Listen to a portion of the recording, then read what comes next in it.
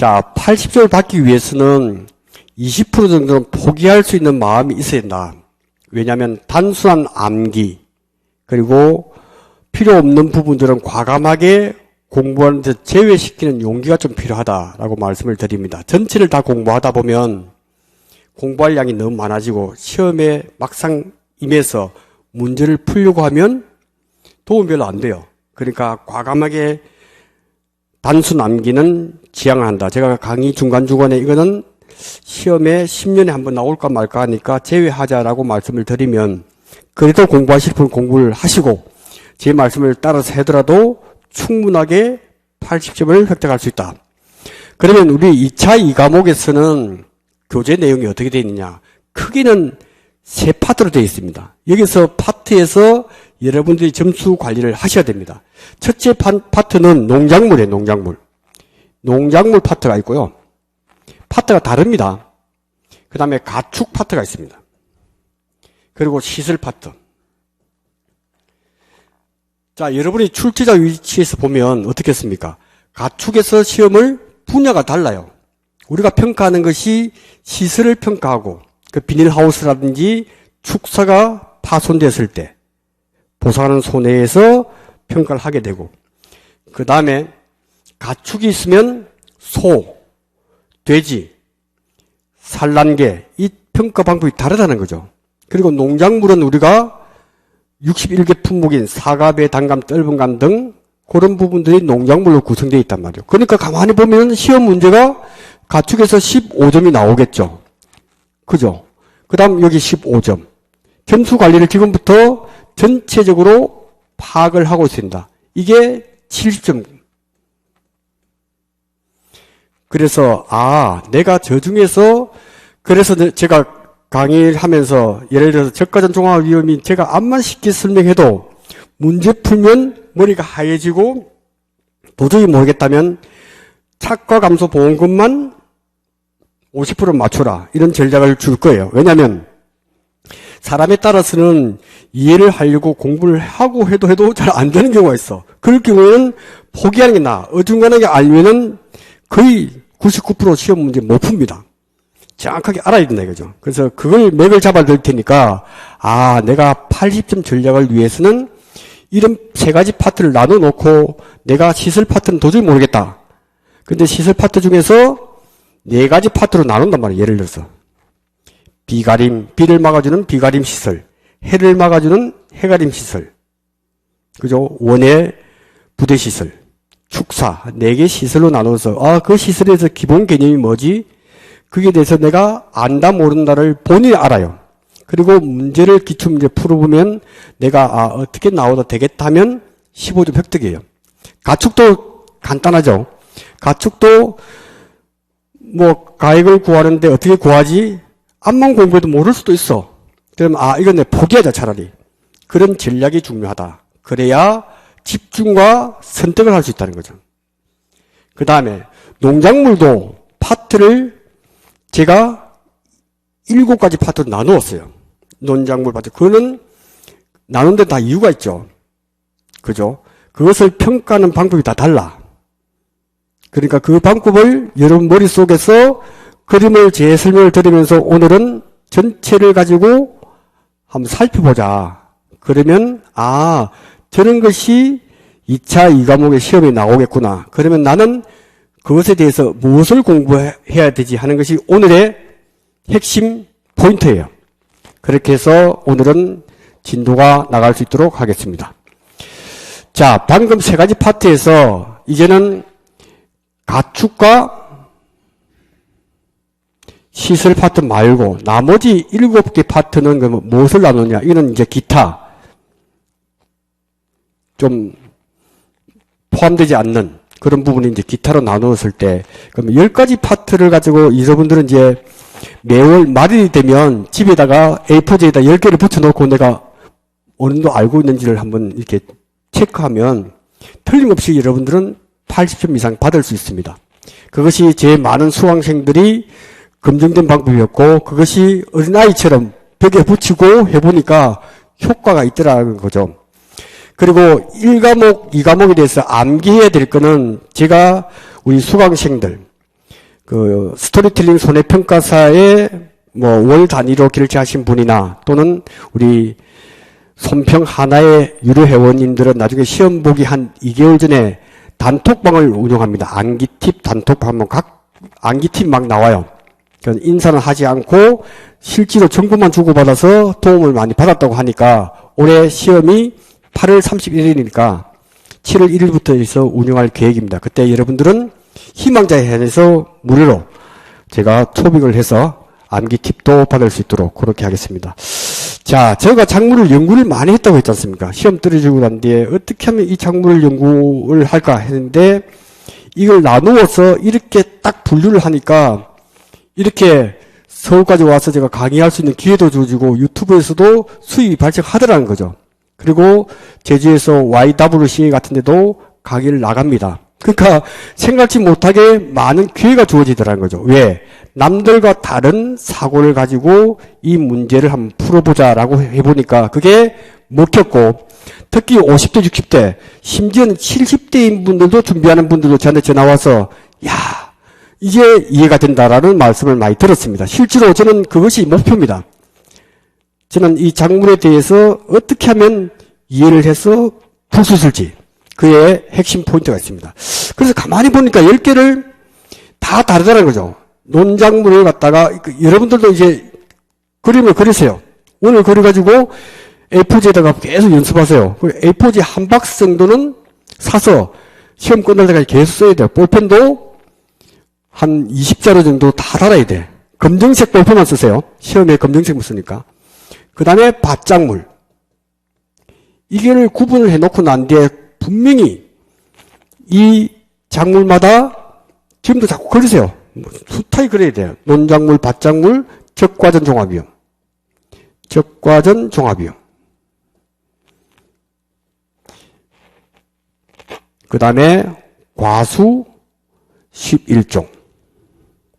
오복 무감. 이렇게 보니까 아, 논작물과 밭작물은 차이가 있구나. 논작물은 그죠? 한자에서 나오듯이 물이 필요한 작물이고 밭작물은 물이 필요 없어요. 그래서 밭작물이라고 하는 것은 밭전자를 쓰잖아요. 밭전자. 그리고 논은 밭 위에 물이 있잖아요. 그래서 실제로 작물이 그래요. 벼는 물이 있을 때 자라고 밭은 물이 있으면 썩어버려요. 신기하죠? 그 한자가 그렇게 돼 있잖아요. 그 다음에 적과전 종합형 과수. 그 다음에 제가 가만히 보니까 또 지금 제주에서는 한창 지금 당근, 월동무 평가를 하고 있습니다. 저는 평가를 참여를 하지 않았지만 평가 참여하는 분이 지금 계세요. 그래서 겨울 작물인 생산비 보장. 생산비 보장. 이것도 밭작물이에요. 밭작물인데 평가 방법이 달라요. 그러니까 다 이거 구분한다 이유가 있죠. 왜? 다 이유가 있다는 거야. 그래서 생산비 보장하고 그 다음에 원예시설 그 다음에 버섯 작물 원예시설 작물은 비닐하우스에서 파프리카, 딸기, 고추 다 키웁니다. 그것에 대한 평가 방법이 다르다는 거죠. 그 다음 버섯 느타리 버섯, 새송이 버섯 그죠? 표고버섯 이것도 평가 방법이 다른데 제가 같은 카테고리로 묶은 것은 그 본질은 비슷하거나 같다는 거예요. 그러니까 얼마나 간단해요. 그러니까 공부할 양이 확 줄어들잖아요. 그 다음에 특이한 것이 인삼이다. 인삼. 그 다음에 농업 수익 감소 보장. 수익 감소 보장. 그 다음 가축. 자, 기타는 여기서 공통적이나 용어 설명 이런 것이 기타에 분류되어 있다는 거예요. 그래서 여러분 공부할 거는 15점, 15점 확보. 나머지 7개 파트에서 15점짜리가 2차에서 나온다는 거죠. 어떤 거는 안 나올 수도 있겠죠. 왜? 그죠? 대부분 5점짜리로 나올 수 있기 때문에. 그래서 대부분 다 이렇게 시험이 나옵니다. 그래서 오늘 이 시간과 다음 시간에 중요한 거는 뭐냐. 10개의 파트를 분류해 놓고 그 10개의 파트에서 내가 공부해야 될 게 뭐냐. 그래서 하나를 알게 되면, 논작물을 알게 되면 밭작물은 쉬워집니다. 이 두 개를 알게 되면 적과전 더 쉬워져. 가면 갈수록 평가 방법은 다르지만 본질은 비슷해요. 그래서 여러분들은 그 본질을 아는 것이 핵심이라는 거예요, 핵심. 그러면 여러분들이 이제 벼농사를 짓는다고 봅시다. 그 태풍이 와서 피해를 입었어. 피해 보상해 주세요 하면 궁금하잖아요. 어떻게 하지? 그래서 논작물에서는 벼가 시험에 뭐 99.9% 나오죠. 그 조사료용 벼, 밀보리, 4가지 품목이단 말이죠. 근데 나머지는 쉬워. 벼만 알면 다 돼. 그러니까 지금은 작물이 이 시간에는 67개가 어떻게 구성되어 있지 하는 것을 알아두는 시간이다. 그래서 논작물은 벼, 조사료용, 조라는 것이 그칠 조자를 씁니다. 그친 사료, 조사료용 벼, 밀보리 4개 품목이 논작물에 해당되는구나. 평가 방법은 3가지가 있다. 여러분 한번 보세요. 평가를 하려면 전부 다를 다 조사하는 게 우리가 전수조사라 그러죠. 전수조사. 그리고 모든 작물에 대해서는 흐르는 공통적인 게 전수조사 할 수가 없어. 왜? 시간과 노력이 든단 말이죠. 그러니까 돈이 많이 들기 때문에 표본조사, 전체가 아니고 평균적으로 이 면적에서는 4군데, 5군데, 6군데를 딱딱 면적에 따라서 구분되어 있습니다. 4군데가 표본조사. 그래서 조사 방법이 가장 다양한 것이 논작물이더라. 왜? 전수조사도 하고 전수조사. 그 다음에 또 뭐가 있다 그랬죠? 표본조사. 근데 특이하게 논작물에서는 이제 이번에 올해도 제가 육지에도 갈 일이 또 생길지 모르는데 거대재해가 태풍으로 해서 막 전라도 경기 지역을 막 휩쓸어 버리면 하수시도 가야 돼. 하루 일당 이렇게 해서. 그때는 표본조사도 시간이 걸려. 그거보다 더 간단한 게 수량요소조사야. 수량요소조사.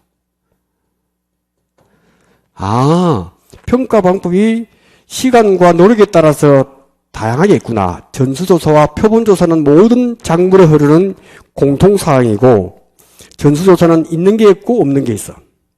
그리고 수량요소조사는 수로서 수를 가지고 개수를 가지고 양을 측정한다 해서 수량요소조사다. 이렇게 이해를 하시는 게 깔끔하게 정리가 됩니다. 비어서는 전부 다예요. 그래서 오늘 시험 문제까지 풀어볼 때도 저기에 대해서 제가 암기하세요 하면 그냥 안 보고도 쫙 풀 수 있을 정도가 되면 15점 나오면 거의 시험이 매년 나온단 말이죠. 그럼 논작물에 대해서 쉬워. 그 15점 획득하기 얼마나 좋아. 그죠? 방법을 알았잖아요. 그 다음 밭작물은 어떤 특징이 있을까? 예를 들어서 양파라는 놈은 어떻게 평가할까? 가만히 궁금하잖아요. 양파의 특성이 양파가 땅속에 있다가 양파가 쑥 하고 올라옵니다. 그래서 여러분 잘 보세요. 그 수확 적기가 언제냐 하면 양파가 땅속을 쑥 오다가 탁탁 넘어져. 오렌지 색깔을 띤 양파. 그래서 수확 적기는 도복이 완료된 때, 쓰러진 게 완료될 때 탁탁 쓰러지기 시작하면 그때부터 평가사가 준비를 해요. 수확량도 그때예요. 신기하죠? 네, 그런 설명을 제가 왜 그럴지에 대한 부분만 오늘은 이해를 하면 그 작물에 가서는 정확하게 마늘은 언제, 양파는 딱 정해져 있어요. 그 시험 나온단 말이죠. 근데 그걸 재미를 느끼라는 거죠. 이 작물이 신기하구나. 이때 수확 적기이기 때문에 왜? 그거는 기준 때문에 그렇잖아요. 어떨 때 수확을 하면 된다는 기준이 있어야 평년 수확량, 즉 5년 동안의 평년 수확량 대비해서 자연재해나 조수의 화재로 인해서 보상하는 손해로 재해를 입었다면 얼마만큼 줄여지 기준이 되는 거란 말이에요. 기준. 그죠? 그래서 밭작물. 그래서 오늘은 먼저 이렇게 하고 다음 시간엔 밭작물의 종류도 다 알려드릴게요. 오늘은 전체적으로 10가지를 먼저 한번 컨셉을 잡아보자는 거죠. 적과든 종업 위험이다 하는 것은 말 그대로 적과. 이 과일들도요, 이 우량을 갖다가 후대에 남기기를 원해요. 그래서 보면 적과한다는 것은 과총이라고 하는데 보통 한 나무에 한 5개 정도 이게 꽃이 피어요. 그 중에서 얘들이 우박을 맞고 하면 우리 인간이 딱 보니까 제일 우량한 거 하나만 두고 다 없애. 그래서 여기 과총 중에서 하나만 살을 놓고 나머지는 적과를 잘라줘요. 그래야 품질이 우수한 게 나오고 돈을 벌 수 있다는 거예요. 그것을 적과라고 한다. 적과. 과실을 잘라주는 거죠. 인위적으로.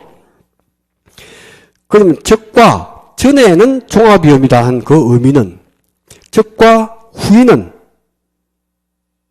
종합위험이 아니라는 거죠. 그러니까 이 시간에서 종합이라는 말이 나오면 모든 작물에 대해서는 여기까지는 농작물에 대해서 종합위험이다 하면 이제 뭐라고 하죠? 자연재해, 조수해, 화재. 이것이 종합위험이라 하자. 일어날 수 있는 위험을 분류해 보니까 자연재해, 태풍, 그다음 냉해 입었다, 강풍이 왔다, 우박이 왔다 하는 것이 자연재해잖아. 그것이 기본이라는 거예요. 그다음 조수해. 조수해는 새가 보면은 제주도에 보면 제가 조사하면 깜짝 놀랍니다. 콩조사하는데 꽁이 후다닥후다닥 날라가 깜짝 놀래. 아마 그 꽁이 콩을 좋아하는 것 같아. 그러니까 조수의 피해도 있단 말이죠. 짐승, 멧돼지가 밭에다가 와서 갈아엎는 경우도 많아요. 실제로 많이 봤습니다. 그래서 조수해. 그 다음 화재는 종합위험이라고 볼 수 있고 어떤 데는 돈이 비싸니까 화재를 특별위험, 특약으로 구성되는 경우가 있지만 종합위험이라고 이름 붙었으면 자연재해, 조수의 화재를 우리는 일컬어서 자조화라고 하자. 그래서 강의할 때 종합위험은 자조화라고 하면 자연재해, 조수의 화재를 일컫는 말이다. 이렇게만 딱 정리가 돼요. 모든 위험에서. 그러면 적과전 종합위험이라는 대상 품목이 뭘까? 여러분들이 제일 먼저 하는 일은 뭐라 그랬죠? 학교 가면 사과, 단감, 착과수 조사. 그거는 착과 조사를 한다는 의미는 뭐죠? 사고가 일어나기 전에 하는 거란 말이죠. 사고 유무와 관계없이 하는 조사가 착과 조사구나. 그것이 많으면 우리 일이 늘어난다. 지금 착과 조사하는 품목이 이 적과전 품목, 사과, 배, 단감, 떫은감.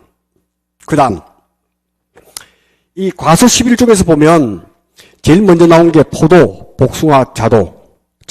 그래서 포복자라고 합니다. 제가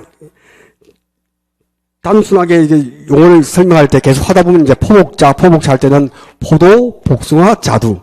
그 품목은 사고 유무와 관계없이 착과조사한다. 그러면 착과조사한다는 의미가 뭐죠?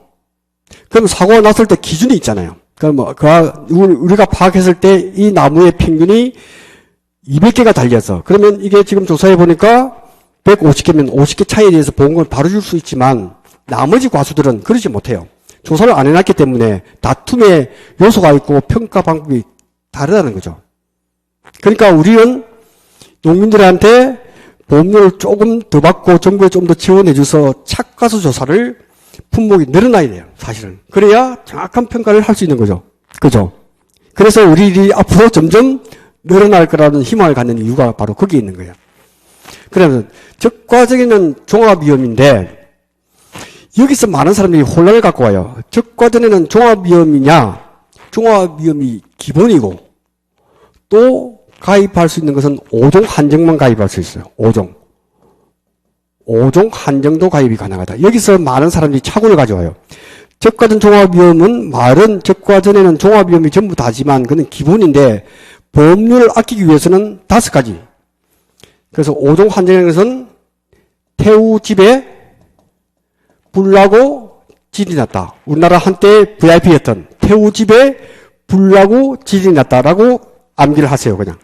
그래서 태풍, 우박, 그 다음 뭐죠? 집중호우, 화재, 지진 5가지만 난다 담보받겠어 했을 때 적과전 종합위험인데도 불구하고 종합위험이 기본이고 보험료를 아끼기 위해서 5종 한정으로 가입이 가능하다라는 걸 지금은 언뜻 이해해 놓으면 나중에 가서 이해가 된다. 왜? 모든 작물은 보험료와 관련되거든요. 어떻게 싸게 나는 선택할 것인가? 선택의 기회를 주는 거죠. 그럼 적가 후에는 어떻게 되냐? 적가 후에는 애가 다 자랐잖아. 그죠? 과실이 있는데 그때는 5종 한정 플러스 그때도 가보니까 다 컸을 때는 이제 일소피해. 일소피해가 있고 가을 동상해가 있더라는 거예요. 그래서 적가전 종합이 기본적인 것만 알아두면 여러분들이 공부할 때 지금 한번 해서 기억을 조금만 해놨다가 다음에 공부할 때 조금 더 업하고 이렇게 되면 됩니다. 아, 적가전 종합이라는 것은 4개의 품목이 있다. 뭐죠? 크게 이야기했어요. 사과, 배, 단감, 떫은감. 단감은 단감이고 떫은감은 대봉처럼 단감 위에 것을 모든 감을 떫은감으로 하는 거예요. 품목이에요. 그래서 종합위험은 뭐라고요? 자, 조, 화. 그 다음에 5종 한정은 보험료를 아끼기 위해서 가입이 가능하다. 적가 후에는 기본적으로 5종 한정을 기본으로 하고 그 다음에 일소피해라든지 가을 동상의 2개를 선택적으로 가입을 할 수도 있고 안 할 수도 있다. 그러니까 적가 후에는 최소가 몇 개씩 담보할 수 있는 거죠? 적가 후에 담보되는 게 5개죠. 태우집에 불나고 지진 난다. 그 5개고 그 다음에 최대 할 수 있는 거는 7개. 그러면 이제 이해가 된 거예요.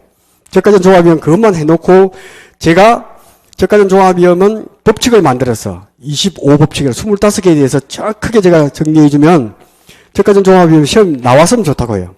제 강의 듣기 전에는 복잡한데 그것을 말씀을 드릴 거고 그 다음 과수 11종은 적가전 품목은 적과전을 중심으로 해서 보험금을 한 번을 지급을 하고 적가 후에 또 한 번 돼. 그래서 보험을 2번 지급하는 것이인데 이거는 한 번밖에 안 줘. 한 번 주는 게 맞겠죠. 여러분 볼 때는.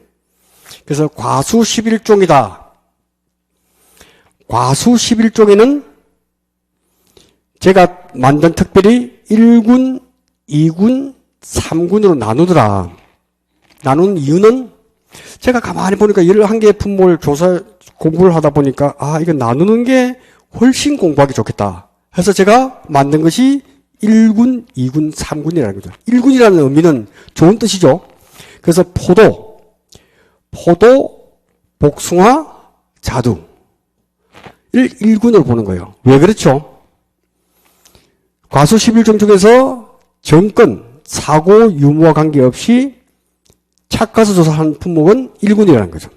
그래서 이 특혜가 많아. 비싸. 그래서 평가 방법이 2군과 3군하고 달라요.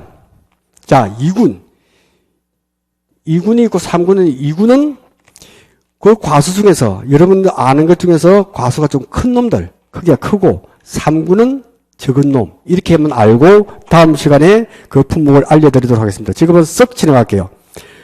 과수가 큰 거는 밤송이가 크잖아요. 밤송이. 참다래, 유자, 그 다음에 호두. 호두도 청피로 구성되어 있기 때문에 모양은 커요. 그것이 2군이고 3군은 작은 거. 대추, 살구, 매실, 오미자. 이렇게 되죠. 그걸 다음 시간에 좀 더 해서 전체를 볼 수 있는 눈을 기울이 지금은 썩 지나가겠습니다. 그 다음 오복무감이 시험에 꼭 15점 나오죠. 이 평가 방법은 특별해요. 특별합니다. 그래서 오디, 복분자, 무화과, 감귤의 종기가 이처럼 계단식으로 되어 있거든요. 그래서 틀리지 말라고 제가 오복, 5가지 복, 무감 이렇게 해서 외우라고 하는 게 업무방법과 좀 달라. 근데 제가 가만히 보니까 자꾸 헷갈려. 이렇게 계단을 해놓으니까 종기가 이렇게 딱 해놓으면 종기가 딱딱 맞아 떨어져. 이거 얼마나 좋아. 공부는 쉽게 하는 거잖아요. 헷갈리지 않게. 그래서 오복무감에서는 특징이 뭐냐. 이 오복무감은요 좀 특별한 작물이에요. 오디, 복분자, 무화과, 감귤은 특별하더라. 이게 종합위험을 했다가 수학기 되면 특정위험이야. 적과전 종합위험은 적과 후에는 5가지 기본으로 해서 7가지 가입을 할 수 있는데 이거는 다른 피해는 별로 없어. 그때는 VIP인 태우, 태풍, 강풍, 태풍 속에는 강풍이 포함돼요. 태우, 태풍, 강풍, 우박이 과실을 피해를 주더라는 거죠. 나머지는 담보를 안 해줘요. 아, 그러니까 평가 방법이 오복무감은 즉 과실이 수확 전에는 종합위험을 하다가 수확 후에는 딱 두 가지. 뭐라고요? 태우, 태풍, 강풍, 우박만 가지고 피해를 해주더라. 놀라운 것은 이거 정말 재미있는 그 제가 만든 것 중에서 수잔이라고 수잔. 수잔은 무슨 약자죠? 뭐의 약자죠? 수확기 잔여 수확량 비율. 수확기 잔여 비율. 그게 뭐냐면, 자, 다른 작물들하고 차이가 나는 게 뭐냐면, 다른 작물들은 벼가 됐으면 한 번에 수확 적기에 수확을 해서 표본 구간을 정해서 탁 해서 평년 수확량 대비해서 그 차이가 비율을 보는데, 요거는 그렇지 않아요. 이거는 매일 수확을 해요. 어디 복분자도 보면 매일 수확을 해. 매일 수확을 하는 것은 보상을 해주겠습니까? 안 해주겠습니까? 안 해준다는 거죠. 그러니까 수확량 잔여 비율이 날짜별로 통계를 다 내놨단 말이죠. 그래서 복분자 같으면 6월 1일부터 6월 20일까지 수확을 다 해야 돼. 그거는 예외 없이 지금 적용이 된단 말이죠. 그러면 6월 5일 날 85%가 수확량 잔여 비율 남아야 돼. 왜? 15%는 부지런한 농부나 부지런하지 않은 농부나 다 따야 돼요. 왜? 익었기 때문에. 또 자연 낙과가 돼. 상품의 가치가 없어. 그래서 수확량 잔여 비율이 85%인데 우리 평가사 가서 표본공원을 정해서 딱 해보고 조사를 해보니까 60%밖에 안 됐어. 그때 태풍이 왔어. 그러면 몇 프로 피해를 입은 거죠? 그죠? 25% 피해를 입었다는 거 알잖아요. 그 다른 작물과 차이 나는 것은 수확량 잔여 비율이 존재하는 품목이 바로 이거구나. 그 재밌단 말이죠. 그리고 날짜별로 표를 가지고 시험 문제 볼 때 몇 월 며칠 걸리면 그때는 날짜에 가서 수확량 잔여 비율하고 우리가 조사한 그 피해율하고 딱 합쳐서 그 차이만큼을 보상해주는 피해율이 오복무감의 핵심이더란 거죠. 이해하시겠습니까? 아, 그러니까 이 작물의 차이가 이렇게 나는구나. 그 다음 생산비 보장, 원예시설, 버섯 작물은 그럼 어떤 차이가 있을까? 같은 밭작물인데도 불구하고 다른 작물들은 한 번에 수확해서 우리가 강수량을 잴 때 평년 강수량, 평년이라는 말을 쓸 때 평년이라는 말을 쓴다는 것은 평균적인 얼마나 비가 오지? 평년 수확량이라는 것은 1년만 가지고 하는 게 아니라 항상 몇 년이라고요? 5년이에요, 5년. 5년 동안의 평균이 얼마나 됐지 하는 평년 수확량 대비해서 올해가 태풍이 와서 피해를 입었다면 그 수확량이 줄어들 거라는 거죠. 그 차이가 피해율로 보는 거죠. 그 얼마나 간단해. 근데 생산비 보장이나 원예시설 작물이나 버섯 작물에서는 이게 수확이 있으면 우리가 준비를 하고 그 다음에 이때 수확을 한단 말이죠. 수확 전에도 사고가 났을 때 보상을 좀 해주겠다. 생산비 보장이니까. 말 그대로 생산할 때 보장을 좀 해주겠다. 그거는 보통 작물들은 수확할 때 평년 수확량 대비해서 수확량의 차이에 대해서 보상을 해주는데 그게 아니고 준비기간에서 이때 태풍을 맞이했다면 그때는 알파값, 준비하는데 인건비가 들어가는 거죠. 그래서 준비기 생산비 개수가 나오는 작물이 이 세 가지 작물이더라. 알파를 뭐라고요? 준비한다 해서 준비기, 생산비 개수다. 아, 이때는 파종 정식하고 난 뒤에 조금 숨고르기를 해서 그때 사고가 있더라도 기본적으로 인건비는 조금 보장해 줄게 하는 것이 이 세 가지 작물의 특징이더라는 거죠. 그러니까 전체적으로 보면 농작물에 대해서 물이 있고 없고 적과전이고 과수 11종이고 오봉무감이고 생산비 보장이라고 하는 그 차이가 명백하더라. 그럼 우리는 그때 그러면 수확량을 어떻게 알아낼 것인가? 표본조사를 통해서. 그것이 우리의 일이란 말이죠. 평가사 하는 일이 이 밭작물이 있는데 표본구간을 정해서 전체를 한다는 것은 인건비가 너무 많이 들잖아요. 그죠? 우리 일당이 30만 원, 35만 원인데 그걸 몇 개 하면 안 되잖아요. 그 콩조사도 할 때 보면 제가 한 10군데 정도 하루에 하는 것 같아요. 그 지역평가인하고 같이 가서 농민 만나서 한 농민이 한 10군데 가지고 있으면 좋죠. 한 사람만 가지고 쭉 가서 평가 다 해버리면 되니까. 그죠? 가서 평가하는 거. 그런데 이 부분은 준비기 생산비 계수가 존재하더라. 그래서 그때도 그러니까 생산비 보장 부분은 정식일로부터 수확기 할 때 이때 사고 났을 때 계산 방법과 이때 사고 났을 때 계산 방법이 다르다 하는 것만 일단은 알면 작물을 어느 정도 이해를 하게 된다. 그 다음 인삼은 좀 특별해요. 인삼은 해가림 시설이죠. 인삼이 해를 싫어해요. 해가림 시설하고 인삼 작물이 또 손에 났을 때 이때는 생산비 보장하고 비슷한 형태를 띄우는데 약간 달라. 그것을 제가 설명해 드릴 겁니다. 인삼은 생산비 보장 방식을 택하되 좀 특별하구나 하는 것까지만 아시면 된다. 그 다음 농업수익 감소 보장은 보험료가 가장 비싸죠. 왜? 수확량이 감소했을 때 보장을 해주는데 이 작물은 농업 수익 감소니까 수입이 감소했을 때도 보장을 해주는 거예요. 그러니까 기준가격이라고 하는 것은 가입할 때 평년 수확량 대비해서 킬로그램당 얼마라고 정해지잖아요. 이미 확정되어 있을 때 가입할 때. 근데 팔 때 수확기 때 가격이 들쭉날쭉하냐. 오를 수도 있고 내릴 수도 있고. 오르면 농민들이 피해를 안 입은 거고 가격이 수확기 때 가격이 떨어지면 피해를 입었잖아요.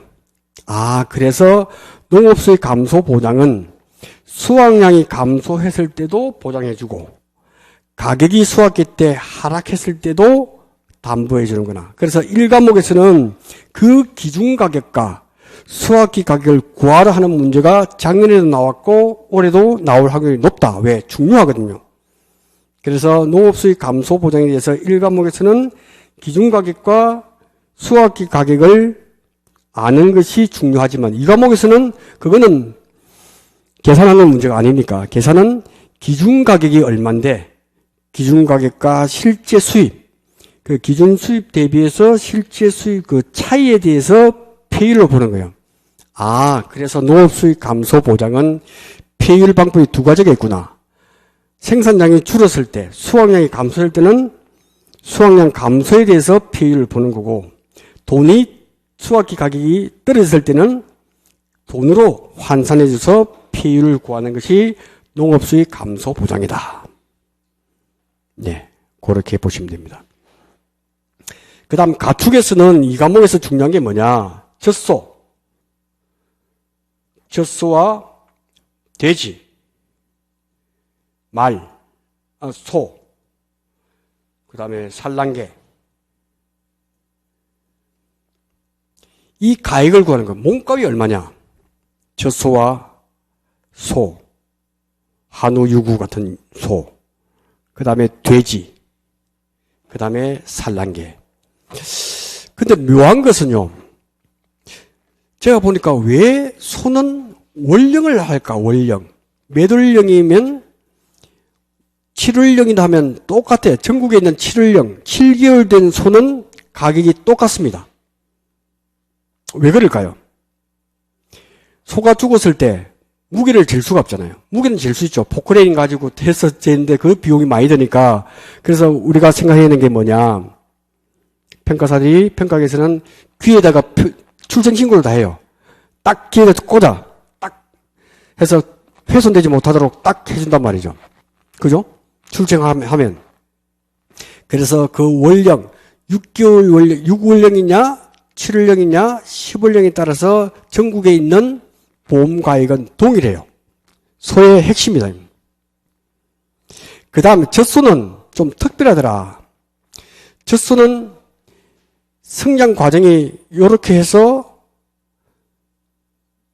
또 몇 개월 지나니까 또 이렇게 하고 단계별로 해서 5단계를 나누어서 가격을 동일하게 하고 그 차이에 대해서는 매월 원령에 따라서 또 차이를 주는, 그래서 그게 시험 문제 나오면 복잡한데 제가 아주 심플하게 정리를 좀 해두었습니다. 그때는 젖소에 대해서는 그때 가서 강의를 하고. 돼지는 뭘까요? 돼지는 원령이 필요 없어. 돼지는 오직 몸무게야.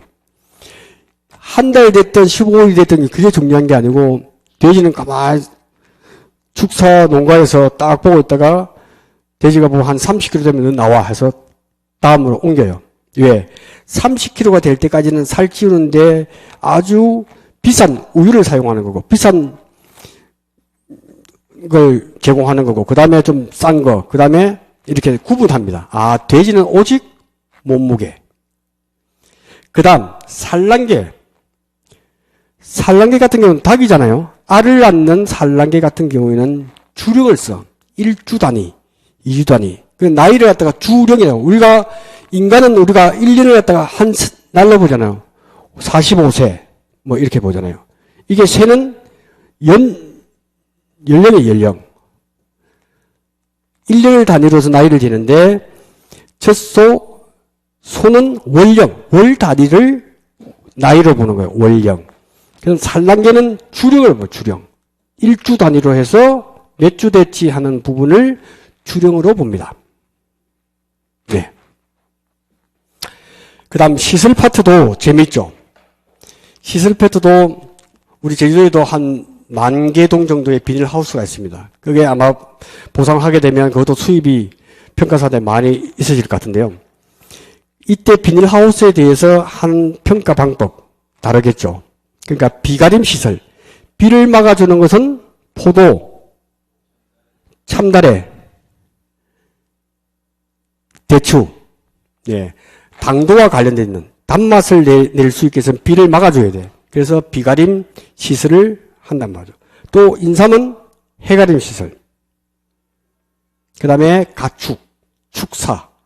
그 다음에 이 원예 시설이니까 원예 시설 작물을 키우는 비닐하우스.